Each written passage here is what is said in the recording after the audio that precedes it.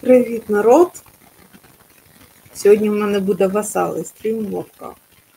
Насправді досить серйозний, хоча й оптічний, я вам чесно кажу. Тому що ми з вами поговоримо про систему влади, взагалі про владну систему, так би мовити, згори до самого низу. Це буде важко. Тому я буду говорити в загальних рисах, коли що. І коли можете чимось доповнити, то доповнюйте, звісно.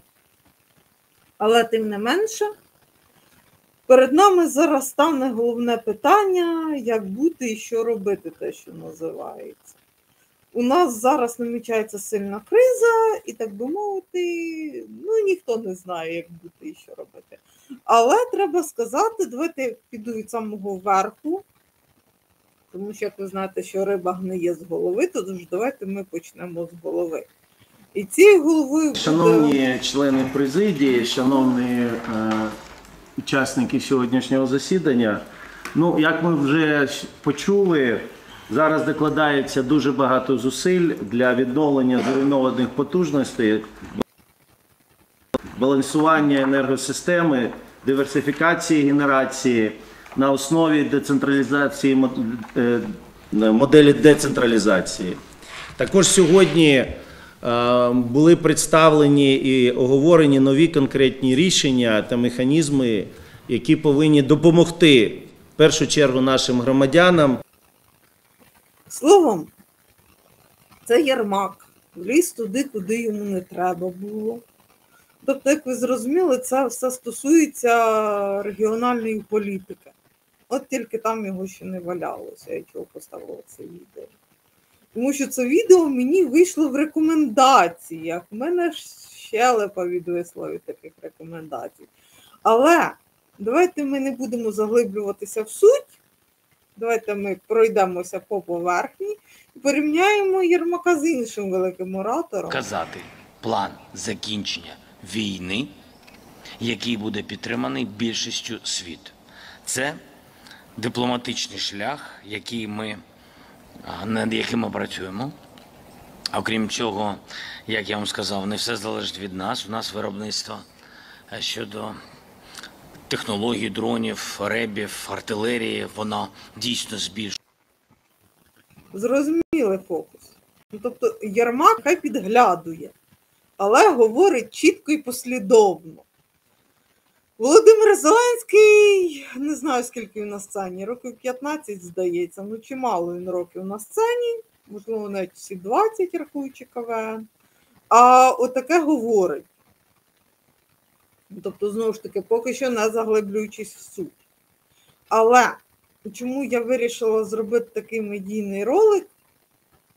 Тому що у нас насправді з медіасферою велика біда. От прямо зовсім велика біда. Тому що оцю всю катавасію з Володимиром Зеленським та Єрмаком треба ж комусь розгрібати, правильно? А хто її це буде розгрібати? Яка медійна сфера, ви мені скажіть? Не я в першу чергу, це не тому, що я відхрещуюсь, просто я розумію, що моїх сил зараз, м'яко кажучи, замало.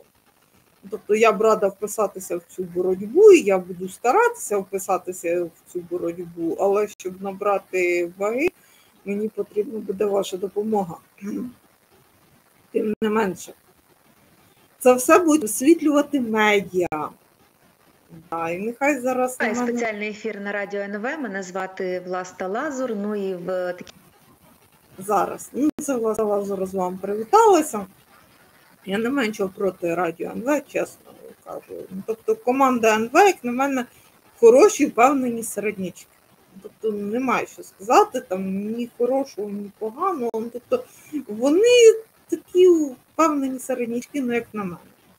Тим не менше, до журналіста зараз не буде жодної претензії, але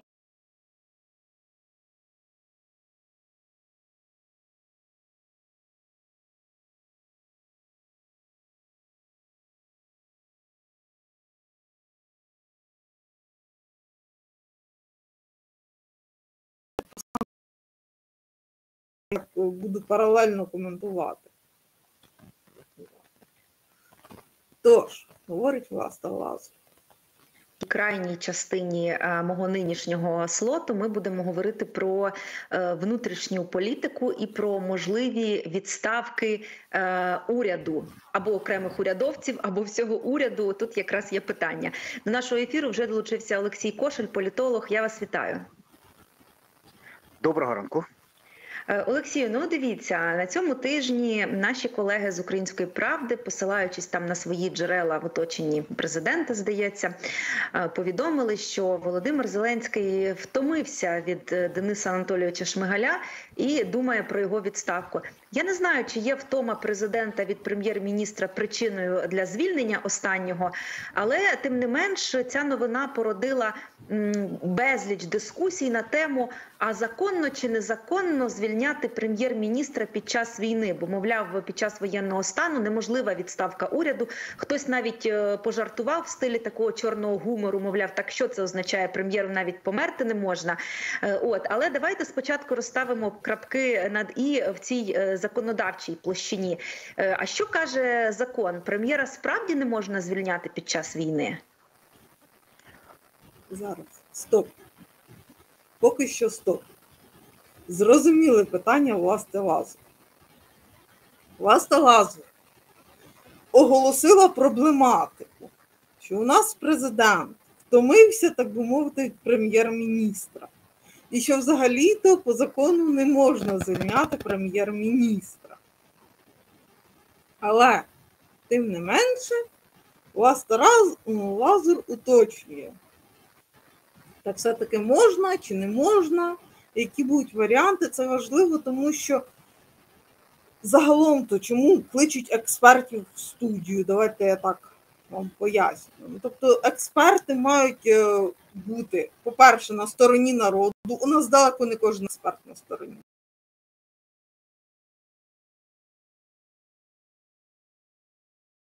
Слухати, якщо не ля-ля, то поля, як люблять деякі експерти, так би мовити. Вони плутають чос відвертий з експертністю. От не треба так робити. Тому що я зараз буду сильно лайти на цього експерта. Він мене сильно ушатав, чесно. Тож, ми маємо проблему державної ваги. І цей же ж експерт, так би мовити, він ходить з банальних козирей, так би мовити. Тобто, перше, що він робить, це спирається на закон. От послухайте його.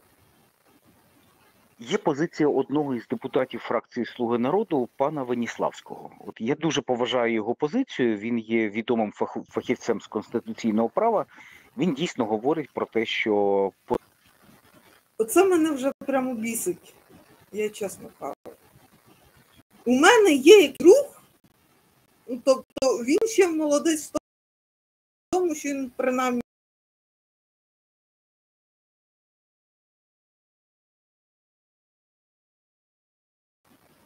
так би мовити, і який він гарний експерт, і друг каже.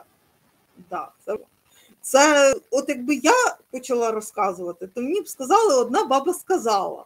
Знаєте, друга баба почула, третя переказала і далі понеслось. А нічого, що у нас така, прости господи, експертна думка, от буквально всюди на українському ютубі. Ви просто цього не слухаєте. Тобто чимало людей сприймають картинку. Розумієте? Грьобаний лукізм. А суті інформації ніхто слухати не хоче, тому що для цього вам потрібно напружити вуха, напружити розум. А це ж важко, я розумію. І допоки вам буде важко, доти вам будуть оце розказувати отакий відвертий час, який вислухала Власта Лазур. Як відповідь на своє, насправді, доволі таки просте запитання. Це, що хоче Власта Лазур від свого експерта, просто почути, дії президента взагалі-то законні чи незаконні?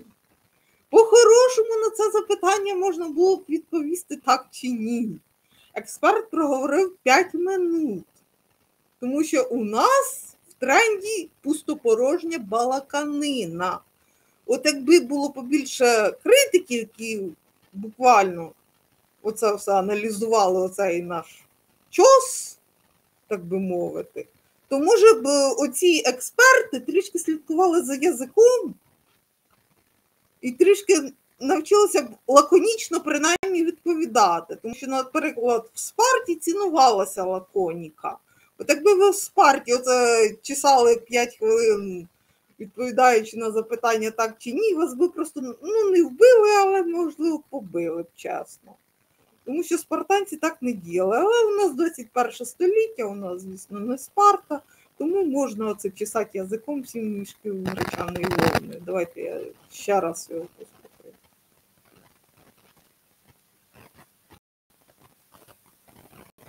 По закону, от, власне, якщо буде звільнення прем'єр-міністра, це буде порушення чинного законодавства. З іншого боку, в нас вже є прецеденти, коли замінювали високопосадовців в умовах воєнного стану. Справді такі в нас прецеденти вже були. І тому, власне, тут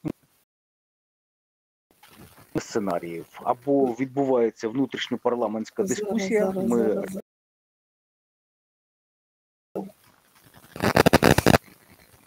Зрозуміло. Тобто він сказав, що юрист-конституціоналіст перед цим сказав, як треба по закону, але ми ж не живемо по закону. Раптом ви не знали. Ми живемо по поняттям в цій країні. Який нафіг закон? Каже вам, шанований експерт, посилання на це чудо я лишу в описі. Тож, що він каже? Що взагалі-то є обхідні шляхи. Я прям шикарний експерт, зуб даю. І те, що він далі почне говорити, я вже зупиняти відео не буду. Ми з вами, як розумні люди, дослухаємо це сіє до кінця. І потім я ще полаюся трішки. Замінювали високопосадовців в умовах воєнного стану. Справді такі в нас прецеденти вже були. І тому, власне, тут можливо кілька сценаріїв. Або відбувається внутрішньопарламентська дискусія, ми ретельно дивимося на законодавство, дивимося для того, щоб не порушити ті чи інші норми. З іншого боку, якщо справді виникне проблема і потрібно буде дотриматись чистоти закону, то я думаю, що власне, я не бачу особливо великої проблеми, якщо законодавство може бути зміненим. Власне, для зміни норм закону потрібно 225 голосів, вносимо корективи і далі безпроблемно можемо відправляти уряд у відставку. В цьому немає особливих причин, тобто завжди можна знайти вихід із цієї проблеми, якщо він лежить у юридичній площині, і, власне, для цього не потрібно змінювати Конституцію. Зміна законодавства – це лише 226 голосів. І тому, власне, дискусія в цьому полі, вона мала б відбуватися швидше в парламентських кулуарах, де могли б знайти вихід і знайти, яким чином вирішити проблему. І я навіть нагадаю, що свого часу у нас була норма закону, яка передбачала, що кандидат на посаду Генерального прокурора повинен обов'язково мати вищу юридичну освіту. І, власне, коли призначали Юрія Луценка, цю норму просто прибрали. Такі варіанти теж можливі, при тому, що... Це важке відео, добре. Давайте так, зрозуміло суть проблеми. Що у нас, наш народний депутат і по сумісництву експерт, паралельно з цим починає шукати обхідні шляхи. Тобто можемо зробити по закону, але ж можемо зробити і не по закону. У нас є, так би мовити, більшість у Верховній Раді, да? Я ж кажу, ця країна не живе по закону для початку. От перш ніж йти в НАТО, най воно буде згадане тут всує, нам би не завадило жити по закону, тому що НАТО – це також системна організація. Це наддержавна системна організація, яка організовує окремі держави в певних сегментах політичних. Тобто це така віртуальна система. Але вона також важлива. Щоб до неї інтегруватися, от там також є певні вимоги. І тут наш експерт говорить, що можна по закону, а знаєте, пацани, можна і по поняттям. Класно, просто шикарно. Зараз я спробую ще раз його продовжити, а то відео занадто велике вийшло для стріму. Коли призначали Юрія Луценка, цю норму просто прибрали. Такі варіанти теж можливі. При тому, що я не прихильник, щоб законодавство змінювали під конкретну проблему чи під конкретну персоналію. Але такий вихід можливий. Тут, мені здається, більш важливе питання саме перевантаження Кабінету міністрів, нового очільника уряду, власне, характер цих змін. Яким буде новий Кабінет міністрів? Хто готовий буде піти працювати в новий уряд? І чи буде повністю перевантажений? Чи, можливо, справді йдеться про примху? Перепрошую, але якщо вірити публікації «Української правди», то коли прем'єр-міністр подобається чи не подобається, це формат прийняття рішення в емоційній площині. От, як на мене, це найгірший формат. Але якщо Зовсім у нас працювати. Добре, не буду вас мучити. Тобто, зрозуміло, знову ж таки, тут він коливається. Він тричі, по-перше, коливається по ходу своєї розповіді. Тобто, але можна піти направо. Знову ж таки, але якщо подумати, направо також нормально, і наліво також не ле. Все вирішує президент, все вирішує монобільшість. Такий пристосуванець політичний, от прямо звізда. Добре, давайте зараз я приберу це відео з мене.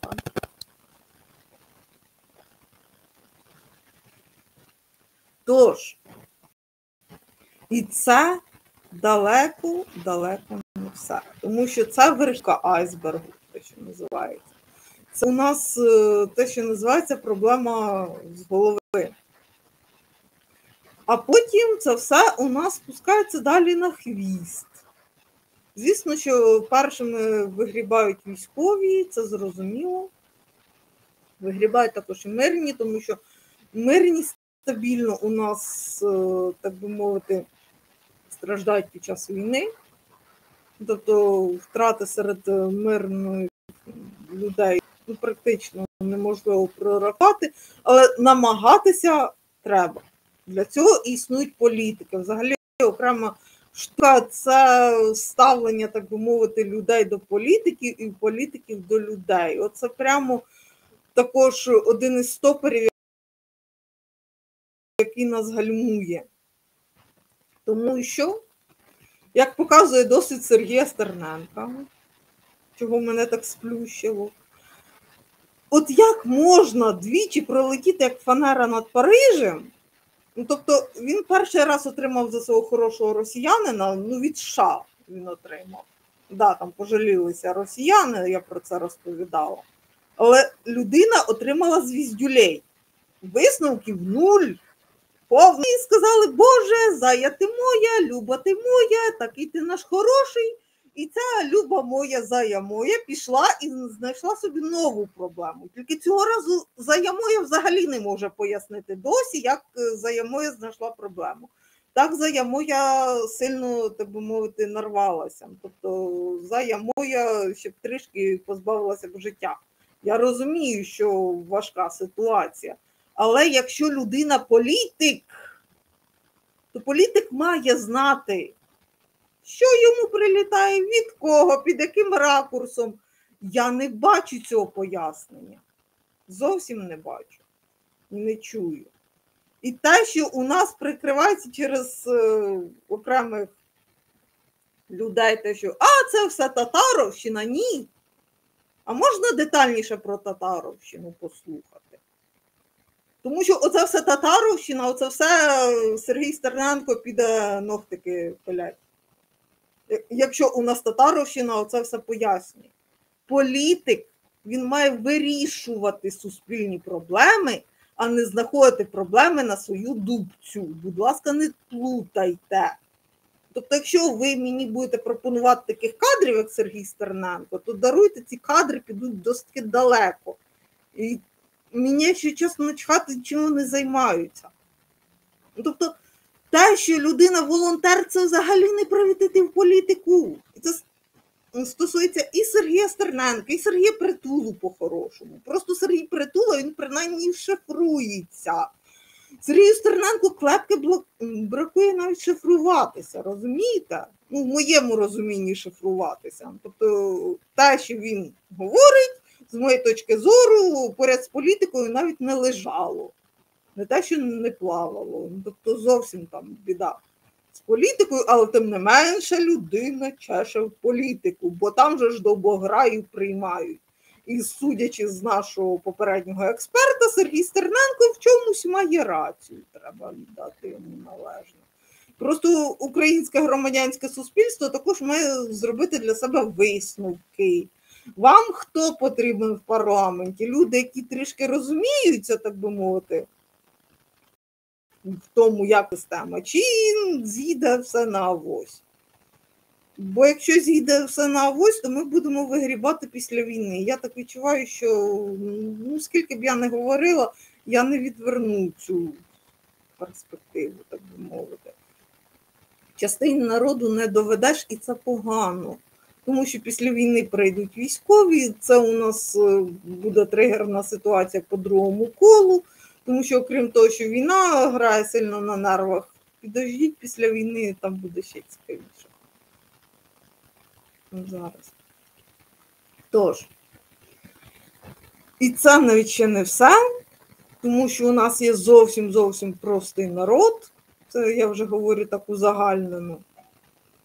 Тобто, звичайний народ у нас страждає зараз від ущемлення прав, ну, тобто є частина блогерів, які вболівають за народ, ну, тобто от вони щирі народники. Всі блогери, які вболівають за народ під тим чи іншим ракурсом. От ви народники. Але тим не менше, народники все, що можуть, це передати страждання народу на загальну суспільну аудиторію. От вони займаються цим. Їх мають почути політики. Ну, технічно їх мають почути політики, знайти серед них самого розумного, спробувати його якось підвищити, так би мовити, ну хоч би так. Тобто сказати, людина, ти там бачиш проблеми тут і тут, от і займайся. Будуть проблеми, кричи до мене, я, так би мовити, розштовхаю всіх, хто тобі там не подобається на шляху. Тобто це основна робота влади. От не та робота влади, яку повісив на себе Володимир Зеленський, що ми беремо владу і отак от всю беремо собі, встановлюємо повну диктатуру, слова нікому не скажи, владу не покритикуй, бо війна, бо нельзя, не можна нічого говорити проти влади, бо харам. Ну, тобто, ну, це не політика, це навіть не політиканство, це чорті знає що, якщо чесно. Тобто це можна було пробачити людині в середні віки, але ж не в 21 столітті. Ну, тобто там народ явно віка перепутав, але тим не менше це народ здебільшого пробачає нашому президенту, тому що, ну, отак, і це сильно гальмує загальний прогрес, чесно. Тому що народ також має це все трішки розуміти. Народ має цікавитися політикою, але народ, даруйте, ну важко пересісти з Інстаграма і Тіктока відразу на Ютуб і відразу, так би мовити, слухати грамотну аналітику. Зрозуміло, що ви не будете встигати за логікою думки, це зрозуміло. Плюс я сильно творча людина. О, давайте я вам хоч наприкінці порекомендую свою книгу «Князівство Романа». Це історія про Галицько-Волинського князя Романа Мстиславовича. Ця людина заснувала Галицько-Волинське князівство. Це досить цікавий політик, насправді. Він цікавий, хоча й маловідомий. От якщо хочете поплакатися на російську тему, то знайте, що російські історики його не люблять. І взагалі російська історіографія Романа Мстиславовича на дух не переносить. Хоча, як на мене, він цікава людина. Тобто інформації про нього, відверто кажучи, мало, але оскільки я ще люблю реконструкцію історії, то мені це все подобається. Я це, так би мовити, обрамила в художню книгу. Тож, сподіваюся, що буде цікаво, переходьте за посиланням. Я до вас повертаюся. Тож, у нас насправді є чимало проблем в державі. І це не рахуючи сугубо технічних проблем. Ну, знову ж таки, у нас є проблема в енергетиці, це та, яка кричуща проблема, але окрім проблем в енергетиці, у нас фінансова, наприклад, проблема. Уряд утримує гривню. Це я вам скажу, як людина, яка, так би мовити, трішки дотична до цього всього, але я, так би мовити, біля бухгалтерської сфери я лежала, відверто кажучи. Тобто я знаю терміни, але не більше. Тим не менше, я бачу, уряд утримує гривню як таку, а разом з цим у нас війна, і є фактори, які я можу сказати як історик, що це нормально, що ціни ростуть, хоча я сама дивуюся з того, як ціни ростуть. Я розумію середню зарплату по країні і середню пенсію, тобто я розумію, що народу важко, не те слово. Але в умовах війни ціни будуть рости і інфляція буде розганятися, ну тому що це ціна війни. От уявіть собі, що ви така держава, вам для того, щоб вдарити суперника, вам треба сильно розтягнути удар. Уявили собі? Оце так само і робить держава. Кожного разу, коли держава випускає ракети, можна згадати те саме ППО, це, так би мовити, фіть, і, так би мовити, ну, не знаю, наприклад, 500 тисяч гривень. Фіть. І одна ракета з ППО полетіла. Фіть, і ще 500 тисяч гривень. Фіть, і ще 500 тисяч гривень. А рахуючи нашу трагедію нещодавно, коли було випущено по нам 38 ракет, і 30 ми збили системою ППО, уявляєте, отак фіть, і 500 тисяч гривень, фіть, і 500 тисяч гривень. Зрозуміло, що у нас бюджетне навантаження буде велике, ну, тобто держава буде потребувати все більше і більше грошей на це фіті, 500 тисяч гривень, фіті, 500 тисяч гривень. Ну, тобто це важливо, це гроші на оборону, я не маю нічого проти. Тим не менше, у нас буде внизу, так би мовити, наш бюджет, з дозволу сказати. Якби за нашим бюджетом політики слідкували, а не тягали з нього, тобто це окрема тема, що наш уряд дозволяє тягати з нашого бюджету, з якого і так на військові потреби уходить 500 тисяч гривень, сильно умовні. У нас є ще чиновники, які таскають взагалі-то мільярдами. 2 мільярди туди, 3 мільярди сюди. Тобто ну, це зовсім неприпустима поведінка. Для цього мають бути контролюючі органи, а чим займаються наші контролюючі органи, це, так би мовити, обняті плакати, чим вони займаються в даний момент, принаймні. Запевняє вас, народ, що коли війна закінчиться, питання, що ти робив під час війни, буде стояти дуже гостро. Хоча там бабка надвоє гадала, ну, тобто якщо наше українське суспільство промовчить, то там ще не можна виключати суто радянський варіант. Ну, тобто, коли закінчилась Друга світова війна, то в Радянському Союзі всі разом тупо замовкли. І замовкли вони десь так років на 10. Принаймні до смерті товариша Сталіна, це було трішки далі. Ну, тобто ніхто особливо не піднімав тему Другої світової війни. Тобто це залежить від того, наскільки вам люди дорогий Володимир Олександрович. Якщо він вам такий дорогий, що ви будете потурати диктатурі, то є варіант, що після війни всі тупо закриють рота. От і всім закриють рота, ви не переживайте. Тобто є і такий варіант. Але є більш демократичний варіант, коли війна закінчується, і ми починаємо згадувати, що ти робив після війни. І це питання буде актуальне також десь приблизно років 10, а то і навіть і 20. Тобто залежно сильно від травми, яку пережив народ, це раз, і від того, як вона медійно висвітлюється, це два.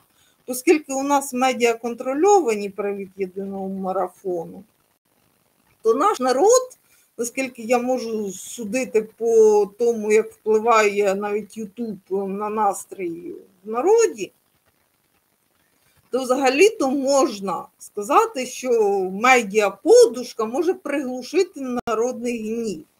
Ну, тому що у централізованого медіа є своя перевага, вони можуть створити одну єдину повістку, чого, власне кажучи, Володимир Олександрович не сильно спішить відмовлятися від єдиного марафону. Ну, тому що він банально не самогубця. Ну, тобто він дурень, але не настільки, щоб їсти мило. От мило Володимир Олександрович їсти не хоче, а не завадило б уже, якщо чесно. Ну, тобто він розуміє цінність медіа, і тому, звісно, що скільки б ми всі не кричали, я не думаю, що влада відмовиться від єдиного марафону, тому що політика – це така штука, де потрібні самі живучі, а самі живучі завжди не самі добрі, не самі чесні, а там якраз самі необхідні кадри сидять. У нас вся оця ситуація, вона сильно нагрівається. Вона нагрівається, і ми накопичуємо, так би мовити, негатив. Ми його накопичуємо негатив ще тому, що ми його це ж не проговорюємо. Ну, тобто нам би не зле було б його проговорити, але ну, якось не виходить. Знову ж таки, тоталітаризм, вітання.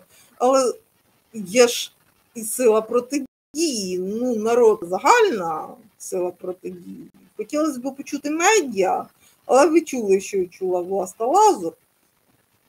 Да, і співчуваю з таким співрозмовником. Тим не менше, це також важливо, тому я зі свого боку, не в останню чергу, буду тримати в полі свого зору українське медійне поле, тому що народ, ви також впливаєте. Ви не єдиний марафон, звісно, у вас таких ресурсів немає, у всіх разом, я це розумію, але і ви також можете повпливати, якщо ви перейдете від кількості до якості.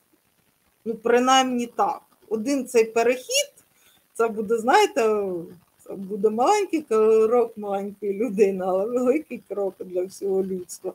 Ну, тобто це важливо насправді. Це буде важливе зрушення, але його також треба пам'ятати і тримати в умі. Тому що всіх влада не заткне, як би вона не старалася. І давайте я ще поговорю про НАТО і про Євросоюз. Я думаю, ви здогадалися, що зараз буде. Тому що зрозуміло, що нам не бачити ні НАТО, ні Євросоюзу, і не тільки тому, що війна. Чесно. От якби ми на початку війни показали, що ми демократичні, тобто там весь розклад по карті на початку війни був якраз побудований на тому, що ми сторона світла. Да, я не в останню чергу приводила приклад «Зоряних воїн». Хто не дивився фільми Джорджа Лукаса, подивіться, будь ласка. І перекажіть всім, хто не зрозумів ці фільми, я вас дуже прошу.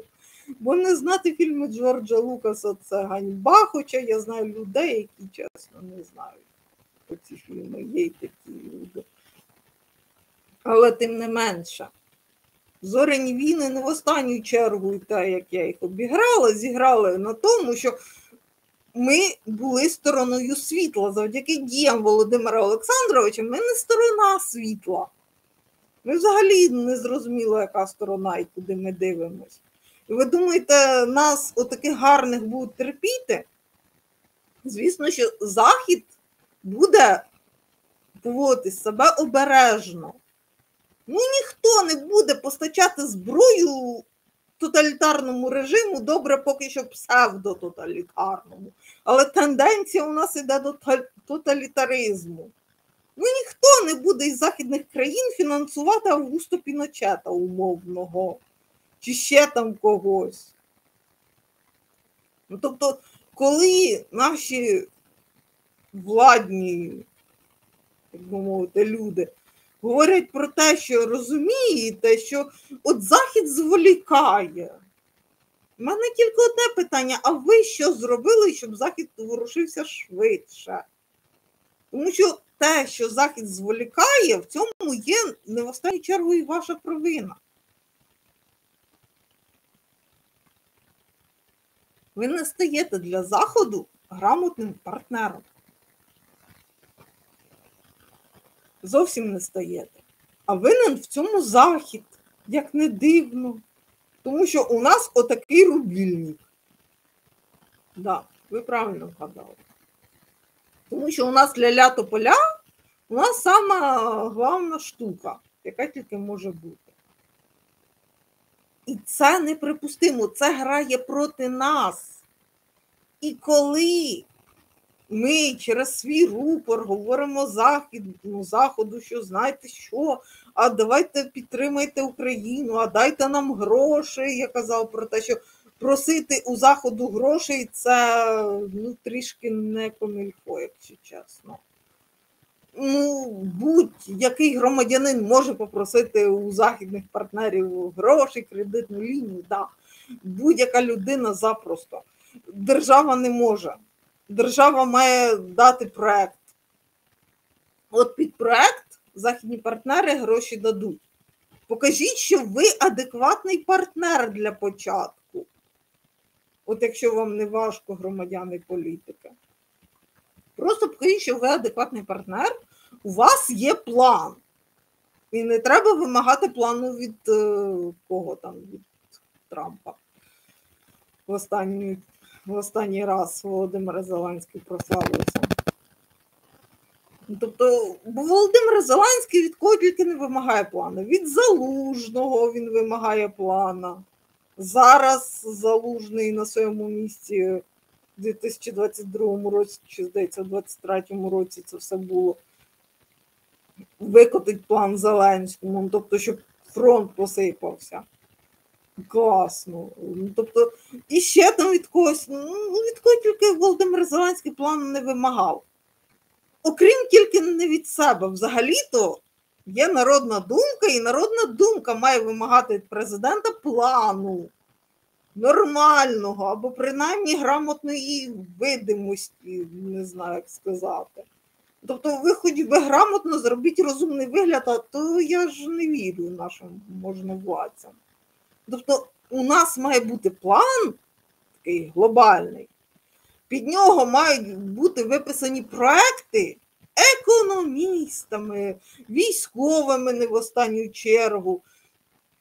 Далі, внутрішні війська насправді також необхідні, але не в тих кількостях і, наскільки я знаю, у нас сильний перевес, даруйте, не можу швидко перекласти. Тобто в той час, коли військові викладаються на повну силу, у нас, так би мовити, правоохоронні органи просто сидять баластом, і це не... Зараз, одну секунду. І це не сприяє діалогу. Зрозуміло, що військові будуть трішки ображені на внутрішні органи. А уявіть собі післявоєнну ситуацію, коли нам, наприклад, сильно пощастить із післявоєнним політиком. От давайте пофантазуємо так. Нам сильно пощастить, і він, наприклад, буде спиратися на колишніх військових. І він поставить колишні військові в ті самі правоохоронні органи. А чого? Нормальна тема, схема. Військові пройшли війну. Тобто зброєю їх не злякаєш. Кількістю зброї їх також не злякаєш, тому що тільки не прилітало по військовим. Вони самі оту пукавку, якою будуть погрожувати бандити, засунуть тим бандитам в саме цікаве місце. І лише потім йдуть вони до відділку, умовно кажучи. Тобто лад буде в країні, гарантований. Так, буде частина людей, які будуть займатися свавіллям. Але для цього мають бути, наприклад, соціальна сфера має бути розвинена. Соціальна педагогіка також потрібна, тому що соціальний педагог, це я вам кажу, як за Другого світу соціальний педагог, він відповідає за те, що за інтеграцію людини в суспільство через державні системи, якщо грубо так сказати. Тобто він не займається психологією як такою, він допомагає людині фізично там дійти там, до будь-якого закладу, державного і недержавного. Ця людина також потрібна, але соціальної педагогіки, в принципі, нема. Далі, що ми робимо? Ми сперлися на військових, далі робимо надстройку економічного, що ви думали? Тобто економістів я люблю, але без силового, так би мовити, підґрунтя економісти, даруйте, не мають сили. Тож, стаємо на військових, стаємо на економістів, і далі держава виконує виключно регуляторну функцію, тому що ми, як країна з багатим тоталітарним досвідом, у нас якраз все контролювати і все замикати на собі – це остання глупа ідея, якщо чесно. Тобто так робити не можна. Тобто треба ж розуміти, в якій ти країні живеш. І коли ми отак стали, підключили громадськість, вона стала отак, наприклад. І вже потім, знову ж таки, держава виконує суто регуляторну функцію. Вона регулює оці всі законодавчі, в тому числі законодавчу діяльність. Я вже заговорююсь, даруйте. Тож, і отак оце все відбувається, і тільки з таким фокусом ми можемо вийти, принаймні, на довоєнний період, тому що він також різними державами після війни по-різному досягається. Комусь треба 5 років, комусь 10, хтось через 20 догонить довоєнний період. Так що це також буде квест, але без грамотно поставленого квесту ми показники довоєнного періоду догонимо не скоро. Це також важливо. Тобто держава як така, вона має фігову тучу нюансів, і це ще всі не переказала. Тобто там можна дивитися окремими сегментами, я постаралася розказати максимально загально. Не знаю, як вийшло, я заговорююсь, в мене вже, якщо чесно, язик болить, але буду старатися говорити, бо не треба поговорити. Треба розвинути оцю балакучу систему. Добре, народ, на цьому в мене все. Підтримуйте мене, підтримуйте мій YouTube канал, підтримуйте ЗСУ обов'язково. Люблю, цілую, бувайте, па-па!